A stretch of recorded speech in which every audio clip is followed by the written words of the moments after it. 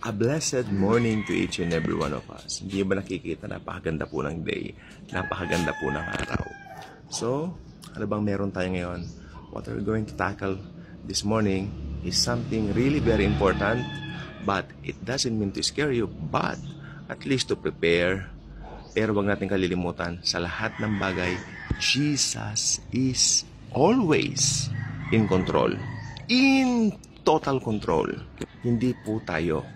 Ito po ay ang The Big One. Meron kaming topic dati, nung nagba-Bible study kami, The Big One. Pero yung The Big One namin hindi lindol. Yung The Big One namin si Jesus. Yes, Jesus is the real Big One. Siya ang may control ng lahat. Ano po ba ang The Big One? Ang The Big One po ay isang malakas na lindol na inaasahan sa isang lugar. Okay, like for example, dito po sa Pilipinas may Luzon, Visayas, Mindanao. Di po ba? At bawat lugar pong yan sa Pilipinas ay merong inaasahan na pinakamalakas na lindol na tatama. Just like the 1990 earthquake, July 16, 1990. I was so young back then, but I still remember many people are running through and through. Natatakot po sila. Yung manig daw po noon ng tectonic, yung ang lindol noon ay paganyan. Paganyan po yung lindol during that time. And during that time po, marami pong lumabas na mga kababalaghan, may nagpicture daw tapos napicturean daw si Jesus, marami mga ganyan-ganyan. At marami pong nakakalungkot dahil maraming namatay during that time. Okay? So, ang The Big One po ay isang, sa konteksto po ngayon dito po sa atin sa Pilipinas, especially po sa Metro Manila, ang The Big One po ay inaasahan na dadaan dun sa may fault line ng nagsisimula po sa Bulacan hanggang Laguna, kung hindi po ako nagkakamali. No? So, ibig sabihin po nito, dadaanan po ang Taguig, BGC, sabi nila, dadaanan daw yan. Dadaanan po ang, ano pa nga po ba yan? Yung mga, basta yung kinalalagyan po ng fault line. No? Pero Marikina, kasi nandyan po yung Tumana, no? Yung ilog, di ba? Yung mga ganyan. Yes, maganda pong pag-usapan yan. Pero kung dumating po ba ang lindol, ano ba dapat gawin? Meron yung yuyuko ka, di ba, duck, and then drop, mga tipong ganyan, di ba? Gawin po natin yun. Pero, pinaka-safe po talaga pag may lindol, tignan mo kung meron mga mababagsak sa'yo na mga gamit, maski sa bahay nyo, meron ba kayong nilagay ng mga matataas na sa mga matataas na lugar ng mga gamit na pwedeng bumagsak pagka dumating nga yun, ayun na, ba't lindol, pag dumating nga, maaaring mapagsakan ka. Kaya, i-avoid nyo maglagay ng malalaking gamit. Like, for example, yung mga flower base na malalaki, lalagay nyo sa taas. Ingat po sa ganon, no? Tapos, pag inabutan naman daw kayo sa opisina, just be cool, just relax. Pero ang pangit naman po rito, kapag maski mag-drop ka, tapos mag-anpang ganon, maski nasa loob ko ng opisina, paano naman daw kung yung building ay mahina yung pundasyon? Eh di, ganun mangyari, maaari ding bumagsak yung building. Kaya sabi ko po sa inyo, pag may bagyo, nadidetect. Pag may bagyo, agad nila nalalaman na may darating na bagyo. Pero ang earthquake, up to now, hindi po na-predict kung kailan mangyayari. Anytime of the day, kung ano man ang ginagawa mo, maaring yumanig na lang. Mabuti kung ang pagyanig paganyan. Pero pag ang pagyanig ay paganyan, yun po nakakatakot. Kasi yung mga hindi matibay ang foundation ng mga lupa, especially sa Metro Manila, no? Tinayuan na lang ng building, lulubog po ang mga yan. Anong nangyari? Kasi para magiging putik yung di ba? At nakakatakot din po yung mga nasa karatig probinsya na meron po mga dagat. Ito po ay tawag dito, magkakaroon ng tsunami. Magkakaroon po ng tsunami. Ito po mga bagay na ito ay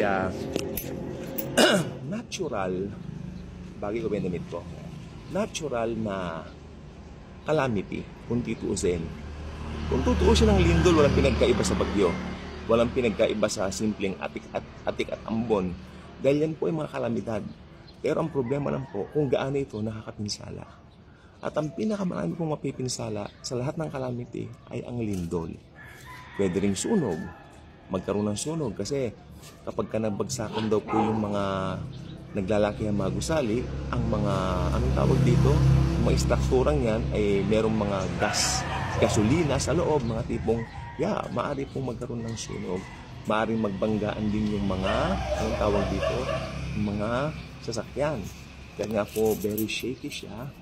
Tapos magaganon, di ba? Pero, sa lahat po ng ito, yung mga big one na ganyan, patikim pa lang po yan. Sapagkat nakalagay po sa Book of Revelation, sa Bible na po tayo ngayon, nakalagay po sa Book of Revelation na talagang may darating na pinakamalakas na lindol sa mundo na hindi pa nararanasan.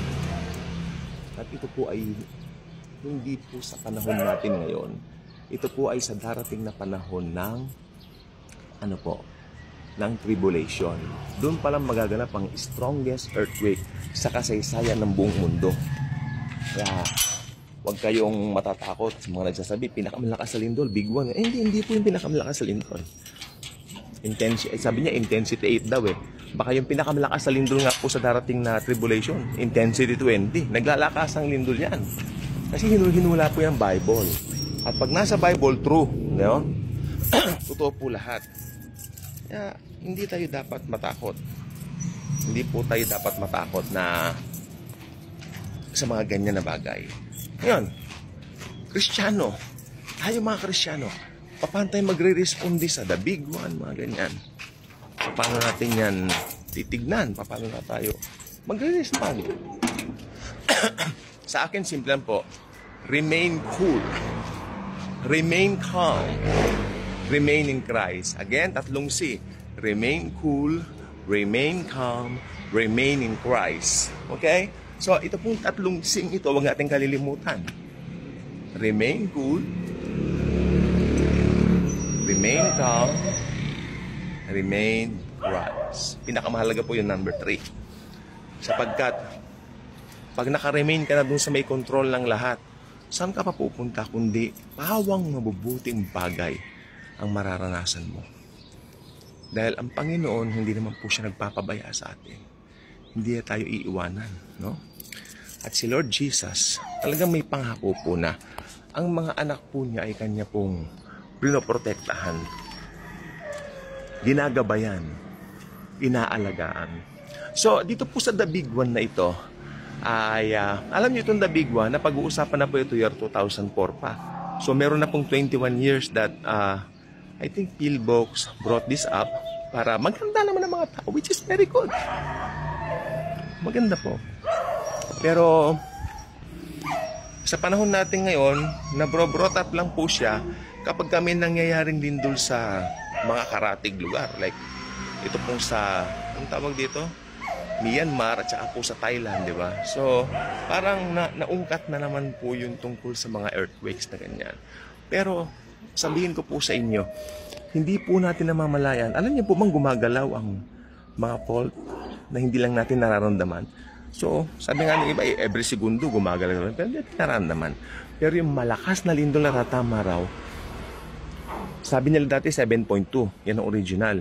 Pero dahil sa panahon natin ngayon, hindi pa naman siya gumalaw, no? Ang huling paggalaw doon niya ay nung nakaraan pang 400 years na. Every 400 years gumagalaw yan eh. So ibig sabihin, hinug na po ito para ito po ay gumalaw.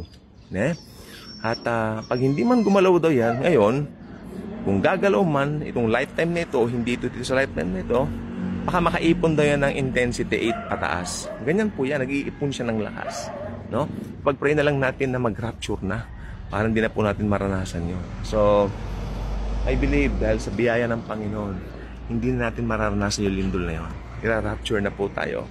Okay? Tandaan nyo, ang pagbabantay po sa end times, mangyari sa end times, sa Israel po tayo titingin. Hindi po tayo titingin sa mga lindol, sa mga sakuna, sa mga calamities. Titingin tayo sa Israel kung ano nangyayari. Dahil dun po, yung pong pagbabatayan natin, kung lilitaw na ba yung Antichrist o hindi pa. Kasi, pag may napipisil na tayong parang may lilitaw na Antikristo na, anytime po nun magra-rapture na, ira-rapture na po tayo ni Jesus. At pag nag-rapture na, tapos na. Tapos na rin ang problema sa The Big One dahil yung The Big One na yan, the biggest one na. Dahil mangyayari po yan sa Great Tribulation bilang pinakamalakas na lindol na may tatala sa kasaysayan. Yun lang po. Thank you. God bless us all.